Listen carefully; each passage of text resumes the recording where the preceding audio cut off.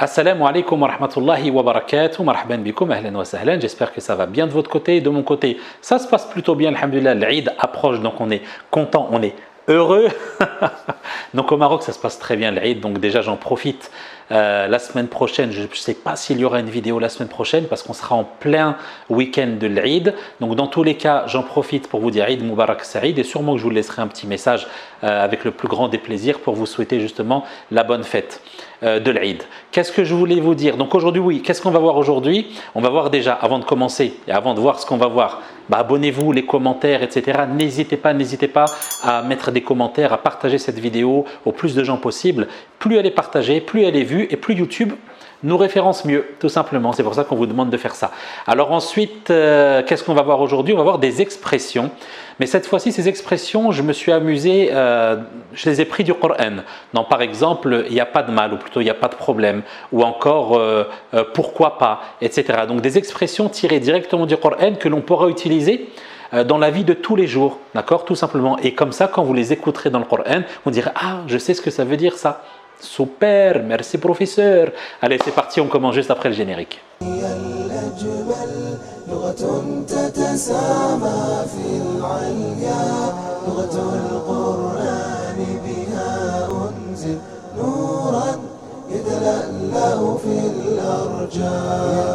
Alhamdulillahi Rabbil Alamin, Allahumma salli wa sallim ala Muhammadin wa ala alihi wa ashabihi ajma'in. Première expression qu'on va voir ensemble, eh bien tout simplement pour dire il n'y a pas de mal. Exemple, quelqu'un vient, tu as un rendez-vous avec quelqu'un, il n'est pas venu à l'heure, il te dit excuse-moi, je n'ai pas pu venir à l'heure, etc. Tu lui dis il n'y a pas de mal akhi, ou il n'y a pas de mal ma sœur, etc. Donc il n'y a pas de mal dans ce sens-là. Eh bien comment on dira deux mots tout simplement que l'on va retrouver dans le Coran, qui sont utilisés dans le Coran? Eh bien c'est la dayr, la dayr, il n'y a pas de mal, la dayr, la darar, la dayr, il n'y a pas de mal. Donc on dit la pour dire non et dayr, et donc l'expression ensemble ça veut dire il n'y a pas de mal. J'ai pas pu être présent aujourd'hui, je suis désolé parce que j'ai eu telle chose, tel empêchement. La dayr, il n'y a pas de mal. D'accord, tout simplement la dayr pour dire il n'y a pas de mal. Deuxième phrase, deuxième expression que l'on peut prendre, eh bien les croyants. Les croyants, bien sûr, nous les croyants, eh bien on dit qu'Allah subhanahu wa ta'ala va nous ressusciter par exemple. Et il y avait les non-croyants, un groupe de non-croyants qui ont entendu cela des croyants et qui leur ont dit ce que vous pensez vraiment que ce qu'on vous a promis, ça va arriver? C'est loin d'arriver.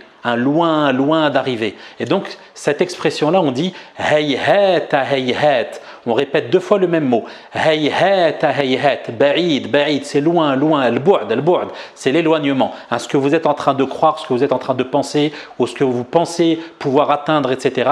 Hayhat hayhat. C'est loin. D'accord? Donc on peut dire ça comme ça. Autre chose également, donc c'est bien hayhat avec le ha. Hayhata, hayhat. Hayhata, hayhat. C'est comme ça que c'est venu dans le Coran.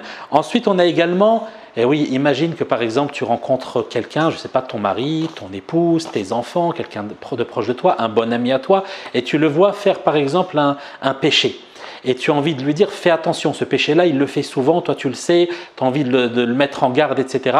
Tu peux lui dire malheur à toi, malheur, malheur à toi, malheur. Et dans le Coran, Allah subhanahu wa ta'ala le dit de plusieurs manières, malheur. Et ici, c'est vraiment malheur à toi, malheur, dans le sens que fais attention, ce que tu es en train de faire, ça va attirer le châtiment d'Allah subhanahu wa ta'ala sur toi. Fais gaffe, d'accord? Donc tu pourras dire Aoula laka fa aoula, Aoula laka fa aoula. Aoula laka fa aoula. Malheur à toi, malheur. Fais attention à ce que tu es en train de faire. Malheur à toi, malheur. Aoula laka fa aoula. Quelqu'un par exemple qui fait la fornication. Aoula laka fa aoula. Quelqu'un qui a l'habitude de mentir tout le temps, nuit et jour. Aoula laka fa aoula. Quelqu'un qui vole. Aoula laka fa aoula. Etc. Malheur à toi, malheur. Attention, tu désobéis à tes parents. Aoula laka fa aoula. Il va t'arriver quelque chose. Aoula laka fa aoula. Attention. Comment on dit non? On dit la. Mais comment on dit mais non? Mais non. On dit tout simplement un seul mot, on va dire kalla. Kalla. Et ça, on le retrouve plein de fois dans le Coran. Kalla, mais non. D'accord? Mais non. Kalla, mais non. ويل لكل همزة لمزة الذي جمع مالا وعدده يحسب أن ماله أخلده كلا لينبذن في الحطمة. Mais non, كلا, mais non. Vous pouvez retrouver ce mot-là par exemple dans Surat al-Humaza que je viens de réciter juste le début. Donc pour dire mais non. Qu'est-ce que tu veux dire par exemple, surtout si tu as des adolescents, des adolescentes qui savent tout, d'accord? La période où ils sont, et c'est les meilleurs, ils savent tout. Et toi tu veux simplement leur dire que je suis plus savant que toi, je sais mieux que toi, d'accord? Je sais mieux que toi. Donc pour dire je sais mieux que toi ou nous savons mieux que toi, nous dirons nahnu a'lamu mink. Donc, nahnu a'lamu, ça on le retrouve dans le Coran. Mink, c'est moi qui l'ai rajouté. Parce que dans le Coran, c'est bima, etc. Bima yaqulun, dans le Coran. Et ici, donc, pour dire à quelqu'un, nous savons mieux que toi, eh bien, nous dirons nahnu, pour dire nous, a'lamu mink, que toi. Nous sommes plus savants que toi, nous savons mieux que toi. Donc, écoute-nous, tout simplement. Nahnu a'lamu mink. Nahnu a'lamu mink. Pour dire à quelqu'un, par exemple, tu veux simplement lui dire, moi je suis qu'un homme comme toi, je suis simplement un être humain comme toi, pas la peine de me vénérer, pas la peine de trop me monter, je suis qu'un homme, je suis un homme, un être humain comme toi, d'accord? Donc laisse-moi à ma place. Il est très important de laisser les gens à leur place. C'est pour ça que moi c'est vrai que j'aime pas quand on m'appelle Cheikh. Et je vous le dis parfois dans les messages, ne me dites pas Cheikh, dites Oustad. Encore déjà Oustad, bon, on va dire c'est mon métier. Est-ce que c'est ma valeur? Allahu a'lam, mais au moins c'est mon métier. Donc si vous voulez dire Oustad, pas de problème. Mon frère, pas de problème aussi. Mais Cheikh, je préfère pas. Donc laissez les gens à leur place. Ça c'est très important. Et souvent, parce que nous ne mettons pas les gens à leur place et qu'on leur donne une valeur qu'ils ne méritent pas, eh bien on va dans des dérives, etc. Donc laissez les gens à leur place. Donc ici, pour dire à quelqu'un je ne suis qu'un être humain comme toi, tu diras ana basharun mithlukum. Ana basharun mithlukum. Je suis un homme comme vous. Ana basharun mithlukum. Ana, moi, bashar, un être humain, une personne, mithlukum, comme vous. Ana basharun mithlukum. On va en prendre encore 4, Inch'Allah. Ouais, 4 ça suffira, pas la peine de donner le reste. Si tu veux dire par exemple que tu es en train de parler d'une manière solennelle avec quelqu'un et tu veux lui dire que ce que je suis en train de te dire, ça a la valeur de Wallah, comme si que je jurais par exemple, d'accord? Comme si que tu jures et tu veux lui dire que ceci est un serment solennel. Ce que je suis en train de te dire, c'est un serment solennel. Un serment solennel, tu diras Wa innahu la qasam. Wa innahu la qasam. Attention. Là, tu es en train de faire un contrat avec lui. C'est un serment solennel. Wa innahu la qasam. Wa innahu la qasam. Ceci est un serment solennel. Wa innahu la qasam.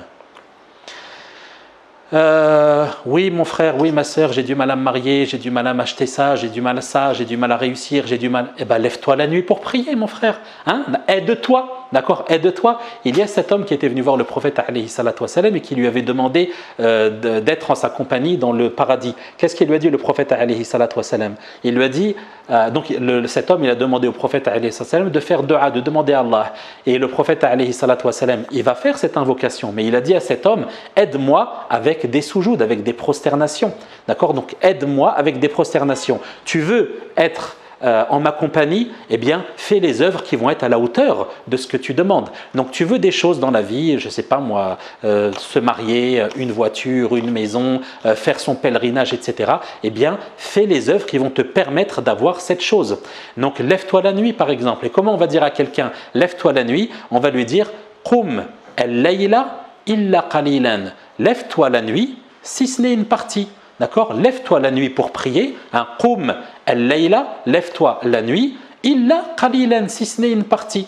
Et après, tu peux la moitié ou un peu moins, etc. Mais au moins, tu peux dire cette phrase-là. Qum al-layla illa qalila. Qumi al-layla illa qalila. Lève-toi la nuit, si ce n'est une partie.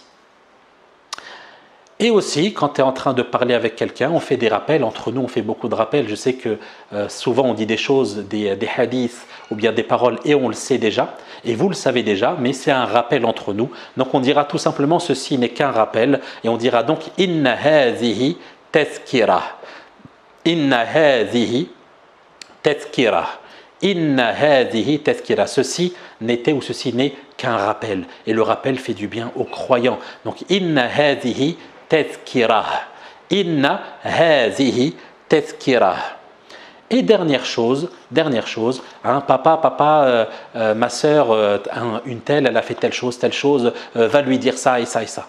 Bah, toi, va lui dire, mais parle-lui d'une manière gentiment, parce qu'avec la gentillesse, tu obtiendras ce que tu n'obtiens pas avec la dureté. Donc, parle-lui d'une manière gentille, d'accord? Peut-être qu'en lui parlant d'une manière gentille, eh bien, elle se rappellera, ou souvent en vérité, c'est les garçons qui ne sont pas gentils avec les filles, hein, ou bien la fille qui vient, qui dit ouais, mon frère, il m'a fait ça, s'il te plaît, va lui dire ça. Non, vas-y, parle-lui d'une manière gentiment. Peut-être qu'il se rappellera tout ce que tu as fait pour lui et qu'il obéira et qu'il sera plus tranquille et il arrêtera de t'embêter de cette manière, etc.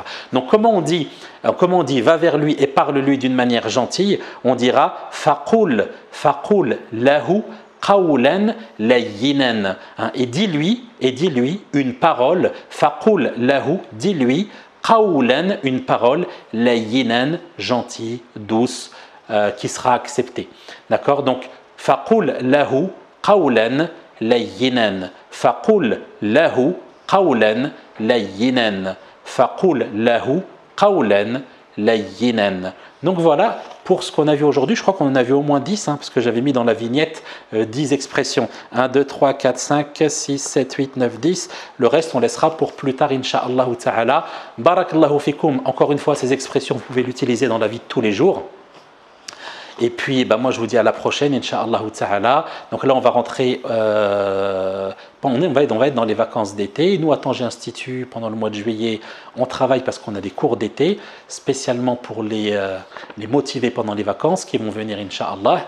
On demande à Allah subhanahu wa ta'ala de les aider pendant ces 4 semaines, parce qu'ils profitent de leurs vacances pour apprendre l'arabe. C'est pas facile, d'accord? Quand beaucoup de gens vont à la plage, etc., eux, ils vont venir et ils vont étudier, donc qu'Allah les aide, les assiste dans leurs études. Et puis, moi je vous dis à la prochaine, incha'Allah. Bon courage à vous, hafidakumullah. Assalamu alaikum wa rahmatullahi wa barakatuh.